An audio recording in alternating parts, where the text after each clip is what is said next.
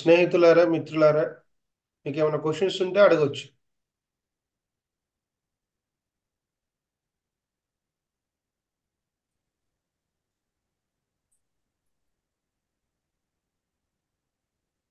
ఏం మౌడి నమస్తే దగ్గర? సార్. ఎస్ మేడం,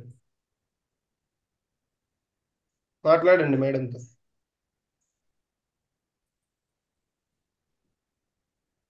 జ్ఞానంలో కూర్చున్నప్పుడు కొంచెం తిమ్మిరిగా ఆవిరి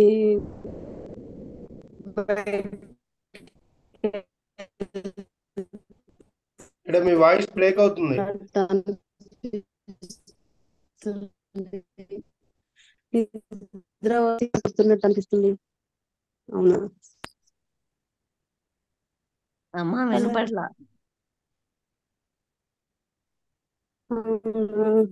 జ్ఞానంలో కూర్చున్నప్పుడు అమ్మ, ఇప్పుడు వినిపిస్తుందా? ఆ జ్ఞానంలో కూర్చున్నప్పుడు ఆ చేతుల్లోంచి ఆవిరి బయటికి వెళ్తున్నట్టుగా, నిద్ర బట్టి నిద్రపోతున్నట్టుగా పక్కకు వాలిపోతున్నట్టుగా అనిపిస్తుంది. అది ఆవిరి బయటికి వెళ్ళడం అంటే మన చేతుల్లో శక్తి, అరచేతిలో శక్తి కేంద్రాలు ఉంటాయి. ఈ రెండు అరచేతుల్లో అవి రెండు మనం కలిపి ఉన్నప్పుడు అక్కడ కొంచెం వేడి వచ్చినట్టు అనిపిస్తుంది. అది మనం తీసుకునే శక్తి వల్ల వచ్చిన వేడి తప్పితే వేరే ఏం కాదు. అక్కడ ఉత్పత్తి అయిందనమాట. ఇక్కడ నుండి మనం తీసుకునే ఆ శక్తి ఈ శక్తి కేంద్రాల లోపల ప్రవహిస్తూ ఉంటుంది. ప్రవహించడం వల్ల ఆ వేడి అనేది ఆవిరిలాగా అనిపిస్తూ ఉంటుంది. ఈ పడిపోవటం అట్లాంటిది ఏమంటే కొంచెము ఆ శక్తి స్వీకరించడం వలన మన బాహ్యమైన ఎరుకని మనం కోల్పోయి కాస్త పడిపోతున్నట్టు అనిపిస్తూ ఉంటుంది. అదేమీ నష్టం అంటే కాదు. మళ్ళీ ఆ జ్ఞానంలో కూర్చొని కూడా నిద్రపోతున్నానా అనే ఆలోచన వస్తుంది. లేదు, నెమ్మది నెమ్మదిగా ఇంక ఎరుకలో ఉండాలి అని మీరు ఎప్పుడు అనుకుంటూ ఉండండి. ధ్యాన స్థితిలో ఎరుకలోకి వచ్చేస్తారు, నెమ్మదిగా వచ్చేస్తారు. కొంచెం ధ్యానంలో నేను కన్ఫ్యూజన్ గా ఉంది. అది తర్వాత మీరు చెప్పారు కదా, ఆత్మ అంటే చనిపోయిన తర్వాత ముందే వస్తామట. అమ్మ వినపడట్లా. అంటే వాళ్ళు చెప్పిన టాపిక్ కొంచెం కన్ఫ్యూజన్ వచ్చింది. అమ్మా, అంటే మనిషి చనిపోయాక వస్తుందా ఆత్మ, లేకపోతే నిజానికి చనిపోయాక అంటే అప్పటికి మనం చనిపోయినట్టే, కానీ మన శరీరం బతికే ఉంది. మన దాని లోపలికి ఒక ఉన్నత ఆత్మ వచ్చింది. చచ్చిపోయినప్పుడు అని కాదు, అట్లా ఒక గాఢమైన ఒక ప్రమాదము అట్లాంటి స్థితుల్లో తాత్కాలికంగా మన ఆత్మ బయటికి వెళ్ళి అది లోపలికి ప్రవేశిస్తుంది. మనం కొంతకాలం అంటే ఒక రోజు ఒక పూట మన మన గురించి మనకు తెలియని స్థితిలో ఉంటాం. అమ్మా అమ్మా అంటే మీరు చెప్పింది అంటే ఒక రకంగా కొంచెం అర్థమైనట్టు ఉంది. అయితే నాకు అర్థమైన భాషలో ఏంటంటే, మనము అంటే మన శరీరం జీవించి ఉన్నప్పుడే అంటే మనలో ఒక ఆత్మ అనేది ఎప్పటికీ ఒకటి ఉంటుంది. అది మారుతూ ఉంటుంది. అంటే ఇప్పుడున్న ఆత్మనే మనకి ఎప్పుడు కంటిన్యూస్ గా ఉండదు. ఒక ఉన్నతమైన ఆత్మ వచ్చి చేరుతుంది. లేదా కొంతమంది అంటే చెడు ఇది కూడా రావచ్చు. అంతే అది అంటారా? ఎంత స్థాయి ఉన్న వాళ్ళకి చెడు ఏమి రాదు. ఇంత ధ్యానం దాకా వచ్చిన వాళ్ళకి చెడుది వచ్చి చేరదు. బలహీనమైన మనసు, శరీరము కలిగి ఉన్న వాళ్ళకి భూమిని అంటి పెట్టుకుని ఉన్న మనం వెళ్ళిపోయాము, ఇక్కడ వదిలేసి వెళ్ళిపోవాలి అని తెలియని ఆత్మ ఏదన్నా బలహీనమైన మనసు, చైతన్యము ఉన్న వాళ్ళకి వచ్చి చేరితే, వాళ్ళని ఆవహించితే దాన్ని దెయ్యం అంటాము. ఆ వివరణ వేరే. అది సైన్స్, ఇది వేరే, వాక్యం వేరే, అది వేరే. అదే అమ్మా. నాకు అంటే ఇప్పుడున్న స్థితి నుంచి గొప్పగా ఆలోచించే స్థితికి వచ్చే ఆత్మలు వచ్చి చేరుతాయి అని చెప్పింది. అదే ఆత్మ అంటే బతికి ఉన్నప్పుడే మనకు ఆత్మ మారుతూ ఉంటుంది. అవునండి. ఎప్పుడైతే మనము మరణిస్తామో అప్పుడు ఆత్మ వెళ్ళిపోతుంది. అంతే కదా? థ్యాంక్ యూ అమ్మా, అర్థమైంది.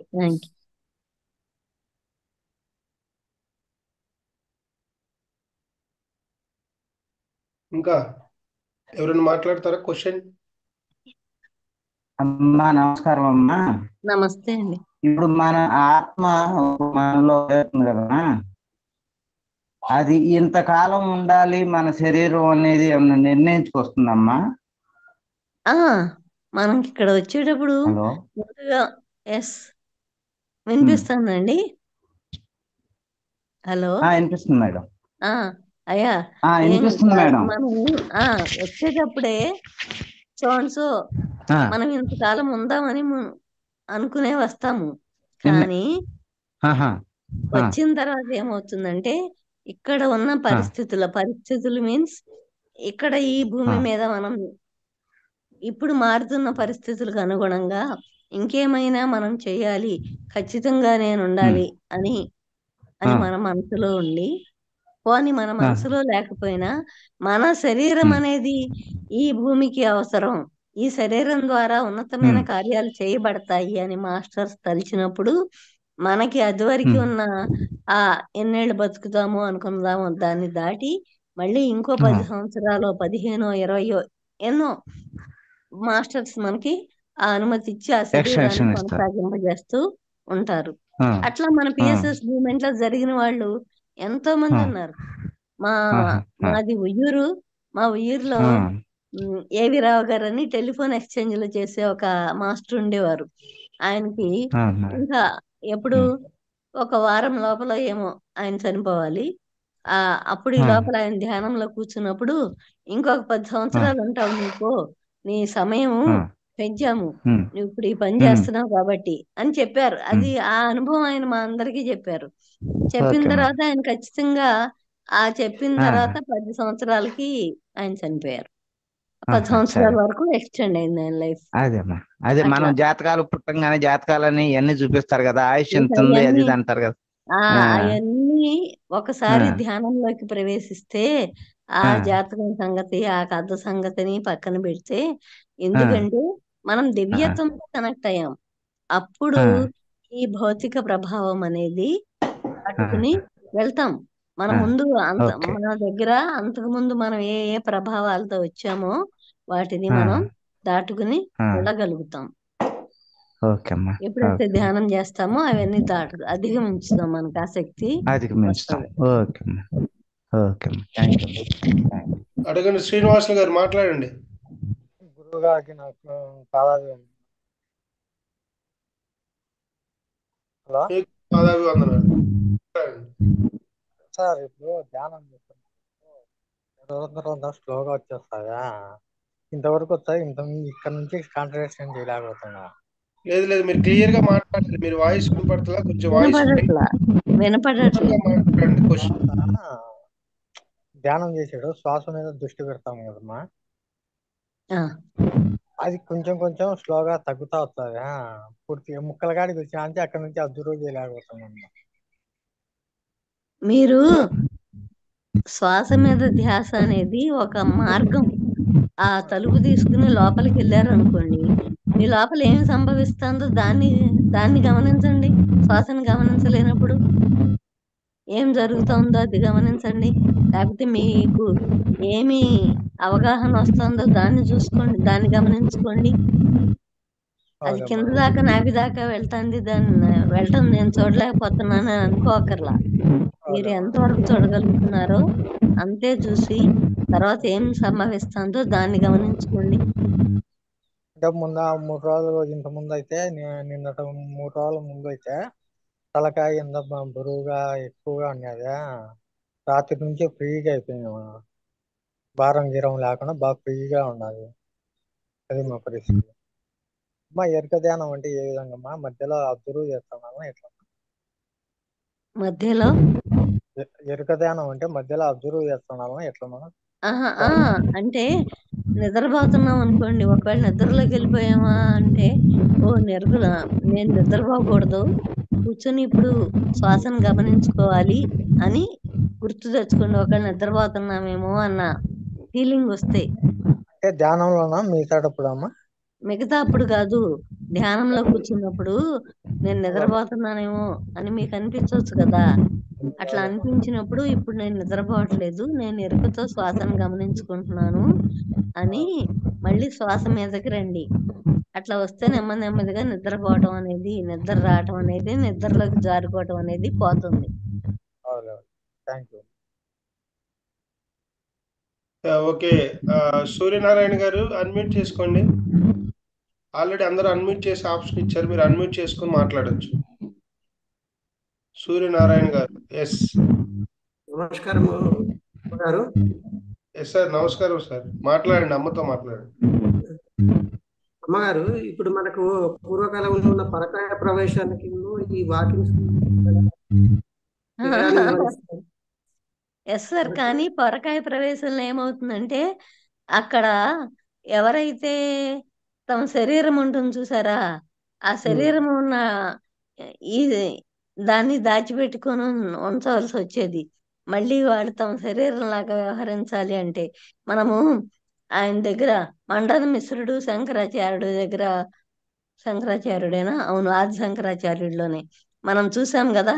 ఆయనకి మామూలుగా సంసార విషయాల గురించి అడిగినప్పుడు నాకు తెలీదు, దాన్ని తెలుసుకోవాలి అనుకుని తన శిష్యుల్ని తన శరీరాన్ని దాచిపెట్టి ఉంచమని చెప్తారు కదా. ఆయన వేరే వారిలో చేరి శంకరాచార్యుడి ఆత్మ వేరే దాంట్లో ప్రవేశించి ఆ విషయాలు తెలుసుకుని రావడానికి శరీరాన్ని దాచిపెట్టమని చెప్పారు కదా. అది పరకాయ ప్రవేశం. అంటే ఇక్కడ మనం ఒప్పందం అనేది ఆత్మ లోకంలోనే జరిగిపోయి ఉంటుంది కాబట్టి ఇక్కడ మన శరీరాన్ని దాచిపెట్టవలసిన అవసరాలు అట్లాంటివి ఏమీ ఉండవు. నేరుగా వారు వచ్చి సూటిగా మన శరీరంలో ప్రవేశిస్తారన్నమాట. ఇక్కడ శరీరాన్ని భద్రపరచాలి అన్న ఒక ప్రత్యేక కార్యక్రమం అనేది ఉండదు. ఆ ఒప్పందం అనేది ముందే జరిగింది కాబట్టి. అంటే ఇప్పుడు జీవించిన ఒక్కరు ఇంకొకరి ఆత్మ లోపలికి ఇప్పుడు ఈ వాకింగ్స్ చేయొచ్చా? అటువంటి ప్రక్రియ చేయొచ్చా అంటే వాళ్ళిద్దరి మధ్య ఒప్పందం ఉంటే, ఆ రెండు ఆత్మలు ఒప్పుకుంటేనే.